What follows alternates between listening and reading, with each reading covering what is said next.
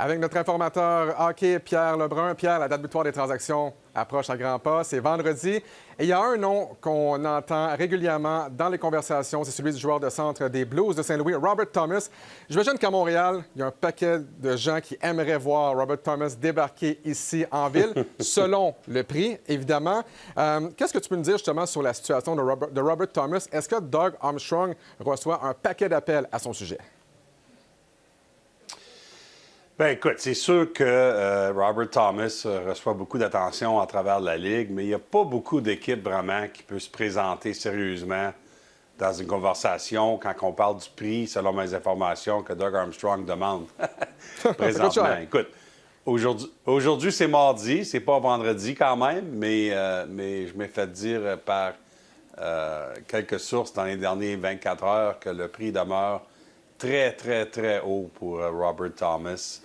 Puis écoute, je blâme pas les Blues. C'est très rare pour un joueur de centre, un joueur numéro 1, centre qui a 26 ans, d'être sur leur marché. Puis qu'est-ce qui est intéressant là-dedans, c'est que je reçois des opinions un peu mixtes sur qu'est-ce qui va se passer avec lui. Okay. Il y a une équipe qui m'a dit les Blues, ils font seulement voir quelle équipe vraiment sont intéressées, puis ils vont tous reprendre ça au mois de juin après la saison. Maintenant qu'ils comprennent c'est quoi le marché pour Robert Thomas. Alors lui, le dirigeant que j'ai parlé avec hier, ne pense pas que Robert Thomas va se faire échanger cette semaine.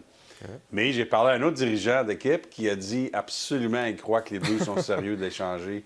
Puis lui, il pense que ça va se passer avant vendredi, puis que le prix va peut-être changer un peu, se faire modifier d'ici à vendredi. Alors, c'est intéressant de voir deux opinions tellement mixtes sur un joueur tellement important.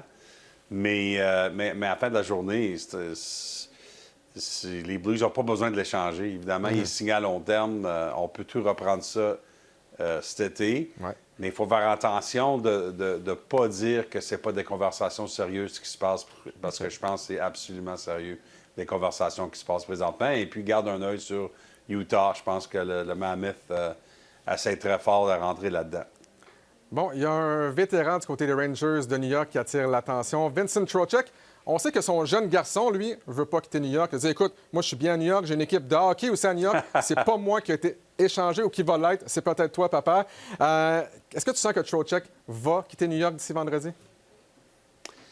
Bien, écoute, encore une fois, je peux te dire que les équipes trouvent que les Rangers demandent un peu trop présentement pour Trocheck. Puis encore une fois, bien, c'est mardi, c'est pas vendredi. C'est ça, alors, oui. On se répète, mais c'est la réalité. Bien, c'est la réalité de la date limite à cet instant de l'année. Alors, écoute, je pense que Trocheck, ça serait un échange parfait pour le Wild de Minnesota. Le DG Bill Guérin, évidemment, qui était DG de l'équipe américaine olympique, connaît très bien Vincent Trocheck. Alors, c'est vraiment, ça serait ce que le Wild voudrait. Même publiquement, Bill Guérin qui parle du fait qu'il aimerait aller chercher un joueur de centre pour son top 6 d'ici à vendredi. Mais le Wild a échangé beaucoup pour Quinn Hughes au mois de novembre. Alors, les atouts, les jeunes espoirs, les choix de repêchage, on a de moins en moins au Minnesota. Alors, présentement, je pense que le prix est trop haut, mais je pense que le Wild du Minnesota va continuer d'essayer de voir s'ils sont capables. Et sinon, Trocheck, c'est sûr, un autre joueur de centre ou même un joueur d'avant pour le top 6. Le Wild de Minnesota veulent absolument tout faire pour être capable d'aller à travers Dallas et Colorado dans les séries éliminatoires. Ça ne sera pas facile.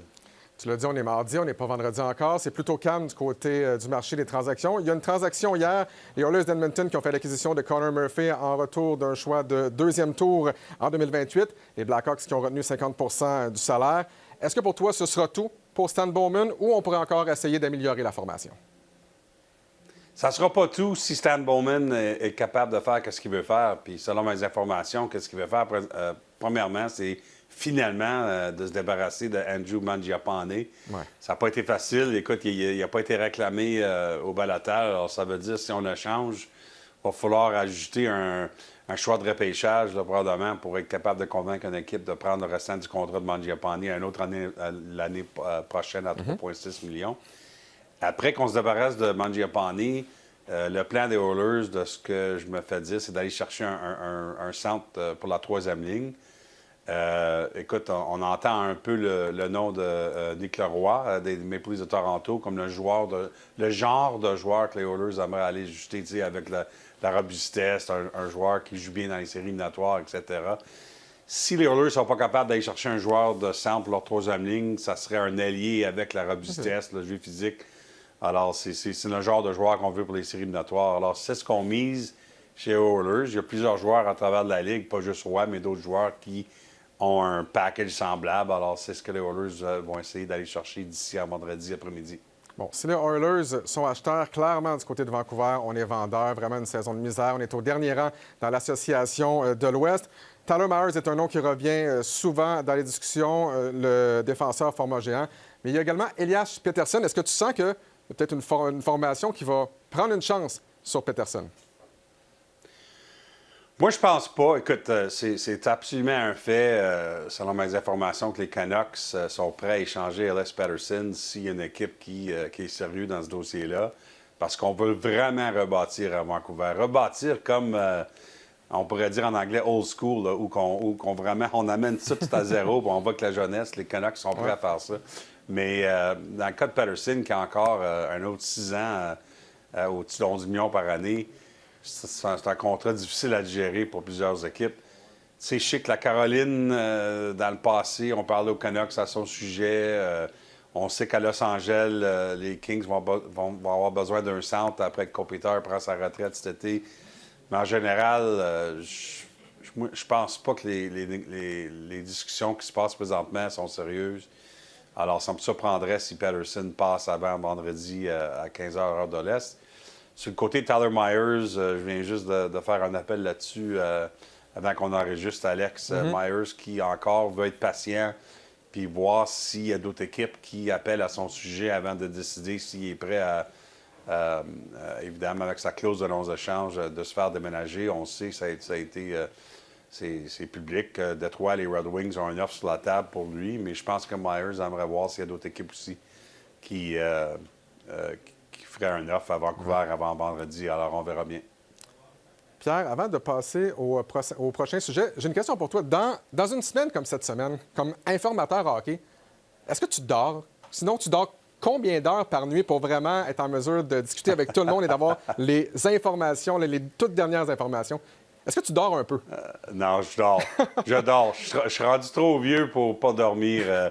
En fait, non, sérieusement, c'est une bonne question parce qu'une des choses que tu dois réaliser comme journaliste, informateur, ça donne rien de t'épuiser au point que tu n'es pas à ton meilleur quand tu dois être à ton meilleur physiquement, mentalement. Alors, c'est important de dormir.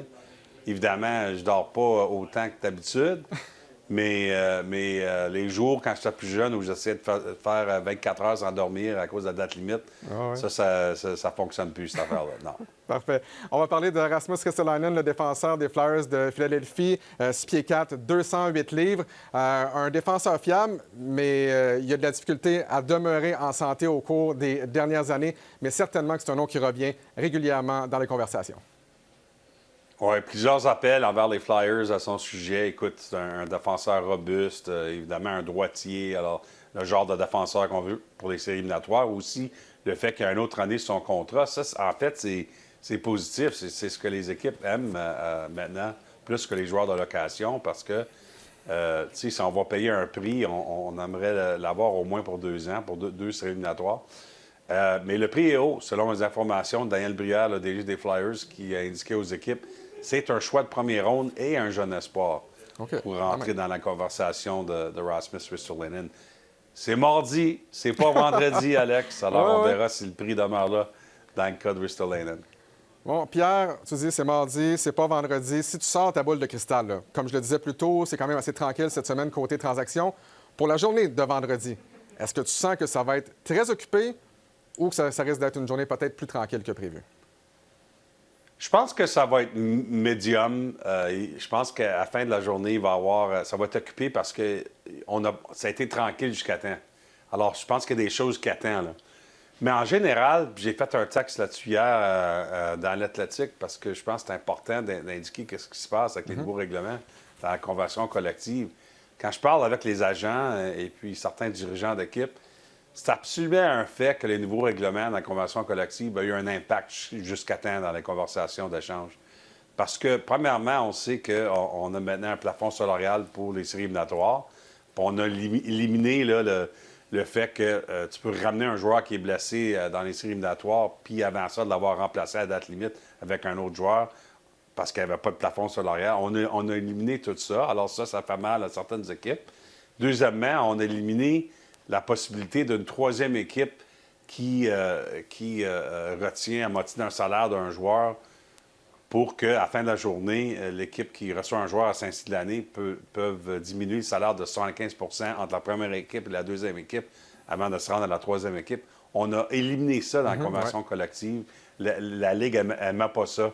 Alors ça aussi, ça fait mal parce que c'était justement le genre de charge qu'on voyait souvent cette semaine avant la date limite où il y avait 3 équipes qui étaient dans un échange. On ne peut plus faire ça avec les salaires. Puis ça aussi, ça fait mal aux options, disons, pour les équipes d'essayer de rentrer un joueur dans le plafond salarial. Alors, c'est 2 points à retenir. Je pense quand même que ça va être occupé vendredi, mais à la fin de la journée, au total, probablement qu'on va regarder cette période à date limite puis se rendre compte qu'il y a eu moins d'échanges que dans les années avant à cause des nouveaux règlements. Merci beaucoup, Pierre. Puis on vous rappelle, comme toujours, vous pouvez vous rendre sur la chaîne YouTube de RDS pour écouter la totalité de notre discussion. Pierre, je sais, on est mardi, pas vendredi, mais je te souhaite quand même une excellente date butoir des transactions vendredi. Parfait. Merci, Alex. À bientôt.